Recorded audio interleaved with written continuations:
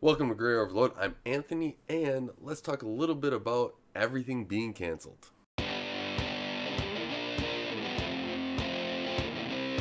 Everyone pretty much knows now that there's this virus going around, and it is canceling everything. We've seen E3 be canceled, as well as a lot of, in developer stuff being canceled or delayed, and I expect to see a little bit more of this with how everyone's reacting to it and just trying to keep people safe or not get infected by this virus that's going around.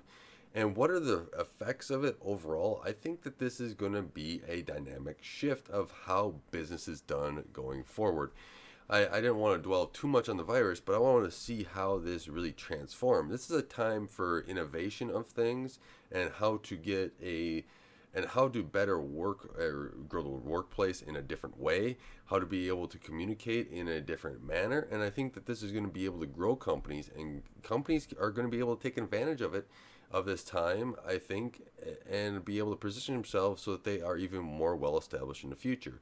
One thing I believe in is that if you find somebody that is, smart and knows how to do what you want them to do, and it's not required to be relocating, like in my case, software developer, you should be taking advantage of them and not restricting it on location, but on their ability.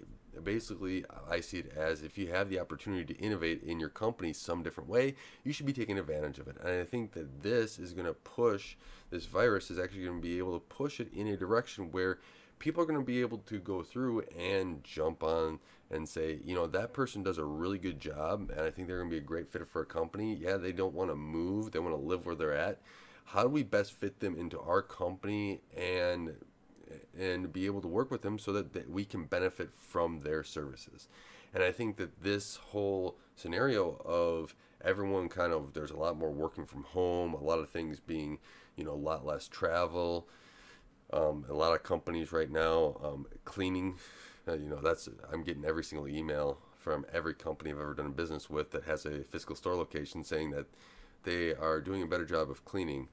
My question is what we were doing before, but I understand, right? They want to put everything at ease and say we are cleaning, we're putting our best foot forward.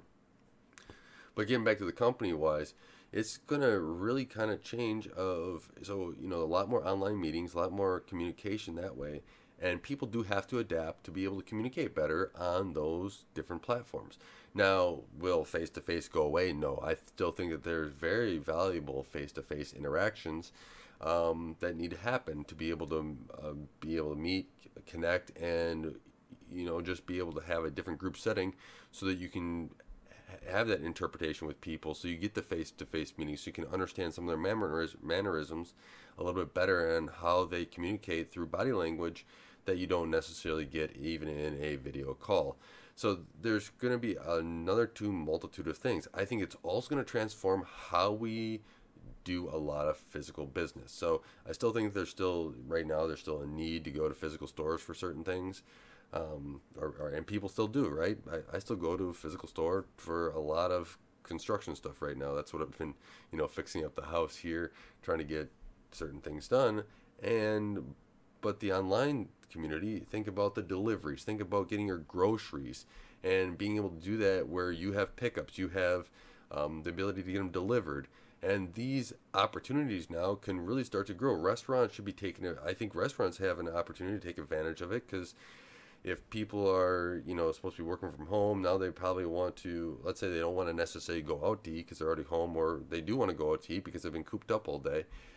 They have the opportunity for the delivery service to go out and get the groceries, go out to a restaurant and, maybe get some more of that pressure, online advertising to get, hey, here's some reservations, here's the tables you get to select to sit at. There's more opportunity there, I think, for the whole, okay, this table's open, you want to go sit there, rearranging the tables. The online atmosphere of what you're capable to do now could really start incentivizing or innovating some restaurants to have a demand that they haven't seen before because of this, especially with a whole bunch of the Uber Eats, DoorDash, even just delivery services for those companies. So looking at this at a multitude of different levels, everything from, a company standpoint for where I'm at, I'm a software developer and or software engineer, and doing how it's more working from home and getting that work done, staying on schedule for, a software release. I think there's going to be some adaptations to make sure that people can stay on task a little bit as a group effort for software releases and probably other releases too. I'm focusing on software releases a little bit because that's what's happening right now, and what I work in. But from that aspect, I think there's a great opportunity here where you can really start to grow and innovate around what seemingly seems to have stopped everything else in the tracks, from the NCAA tournament, not having fans in their NBA suspended, every single tech event in the last and up and including E3 has just been, canceled or delayed. So there's a lot of opportunity here that I think people also have to take a look at, rather than looking at this thing as the end all be all. So let me know what your thoughts about how companies can really start taking advantage to work through this virus and be able to help people out, be able to grow their companies in a way that is actually going to be supportive of not only their users but their employees as well. So I think there's a lot of that can come from this, and I'd love to hear your thoughts as well. So with that, I do want to say thank you for watching. Thank you for taking the time to help support Gray Overload and helping this channel grow. I really appreciate it. And I hope that I will be doing a network in my house here fairly soon.